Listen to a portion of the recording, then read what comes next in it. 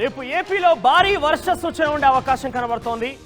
బంగాళాఖాతంలో అల్పపీడనం ఏర్పడే అవకాశం ఉంది. మరోవైపుగా ఈ అల్పపీడనం వాయుగుండంగా మారే అవకాశం ఉంది. తమిళనాడు, కేరళ వైపు నుంచి ఇటు ఆంధ్రప్రదేశ్లో భారీ వర్ష సూచన ఉండే పరిస్థితి నెలకొంది.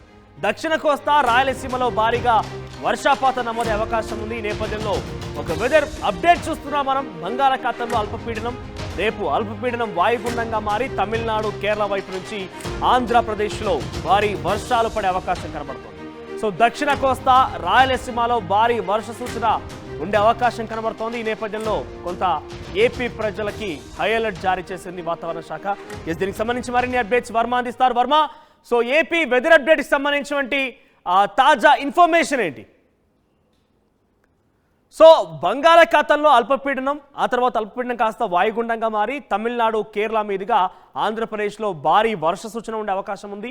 దక్షిణ కోస్తా, రాయలసీమలో భారీ వర్షపాతం నమోదే అవకాశం కనబడుతోంది. ఈ నేపథ్యంలోనే వాతావరణ శాఖ పలు హెచ్చరికలు జారీ చేసింది. ఇది హార్వెస్టింగ్ టైం కూడా ముఖ్యంగా రైతులకి. సో ఈ టైంలో కొంత వర్ష సూచన అనేది డెఫినెట్గా ఇబ్బంది తలెత్తేనే. సో భారీ వర్ష సూచన ఉన్న నేపథ్యంలో ఎటువంటి విధంగా అక్కడ ప్రభుత్వం చర్యలు తీసుకుంటుందనేది మా ప్రతినిధి వర్మ అందిస్తారు. వర్మ, సో ఏపీకి సంబంధించిన వెదర్ అప్డేట్స్ ఏంటి, ఏం చెప్తున్నారు వాతావరణ శాఖ? చూసుకుంటే కనుక దక్షిణ అండమాన్ తీరంలో ఏర్పడిన ఒక అల్పపీడన ఆవర్తనం క్రమంగా పుంజుకుంటూ ఉంది. అది రేపటికల్లా అల్పపీడనంగా మారే అవకాశం ఉందని భారత వాతావరణ శాఖ పరిశీలిస్తా ఉంది. ఈ నేపథ్యంలోనే రేపు ఒకవేళ అల్పపీడనం ఏర్పడిన తర్వాత మరో 2 రోజులకి అది వాయుగుండం మరో 2 రోజుల తర్వాత తుఫానుగా మారే అవకాశం ఉందని ఇప్పటికే భారత వాతావరణ శాఖ అంచనా వేస్తుంది.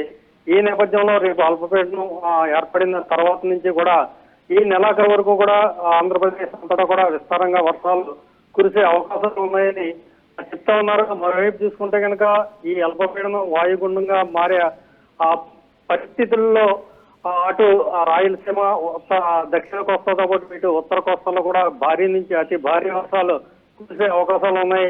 తదనంతర పరిణామాల తర్వాత ఈ వాయుగుండం తుఫానుగా మారితే కనుక అది ఇటు ఆంధ్రప్రదేశ్ రాష్ట్రాల మధ్య తీరం దాటే అవకాశం ఉంది.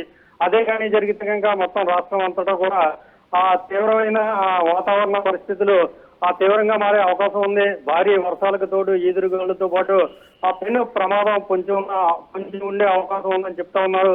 ఈ నేపథ్యంలోనే ప్రస్తుతానికి అయితే తీరంలో ఉన్న మత్స్యకారులు, వేటకు వెళ్ళిన మత్స్యకారులు ఎవరైతే ఉన్నారో వాళ్ళు తీరంలోనే అందుబాటులో ఉండాలి.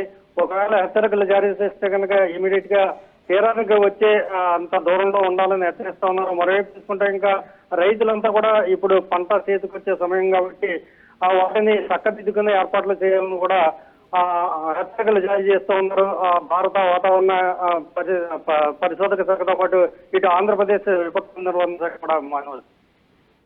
రైట్ వర్మ, సో మొత్తం మీద వాయుగుండంగా మారే అవకాశం ఉన్న నేపథ్యంలో భారీ వర్ష సూచన ఉంటే ఆంధ్రప్రదేశ్కి డెఫినెట్గా ఇది రైతులకు కోతలు వచ్చే సమయం కాబట్టి కొంత ఇబ్బంది పడే అవకాశం ఉంది. సో ప్రభుత్వం కూడా హెచ్చరికలు జారీ చేస్తోంది. తీరం ప్రాంతం వెంట ఎవరైనా కనుక మత్స్యకారులు కానివ్వండి, ఎవరైనా ఇతరత్రలు వెళ్ళినా కూడా ప్రభుత్వ ఆదేశానుసారంగా వారు పాటించాల్సిన అవసరం ఉంది. లేదంటే పెద్ద ఎత్తున భారీ నష్టం వాటిల్లే అవకాశం అంటే కూడా అంచనా వేస్తున్న నేపథ్యంలో భారత వాతావరణ శాఖ హెచ్చరికల్ని ప్రభుత్వం చాలా సీరియస్గా తీసుకుంది. డెఫినెట్గా పలు ఆంక్షలు విధించే అవకాశం మీద కనబడుతోంది. సో ఆంధ్రప్రదేశ్ వాతావరణ పరిస్థితులు భారీగా వర్షాలు పడితే కనుక ఏ రకంగా ఎదుర్కోవాలనే ఒక అంశం మీద కూడా రాష్ట్ర ప్రభుత్వం సంసిద్ధమైనట్టుగా తెలుస్తోంది. వాయుగుండంగా ఈ అల్పపీడనం మారిన తర్వాత దక్షిణ కోస్తా, రాయలసీమ లాంటి ప్రాంతాల్లో భారీగా వర్షాపాతం నమోదయ్యే అవకాశం ఉన్న నేపథ్యంలో ప్రభుత్వం ఎటువంటి హెచ్చరికలు జారీ చేస్తుంది, ప్రభుత్వం ఎటువంటి కఠినమైన నిర్ణయాలు తీసుకుంటుందో చూడాలి మరి.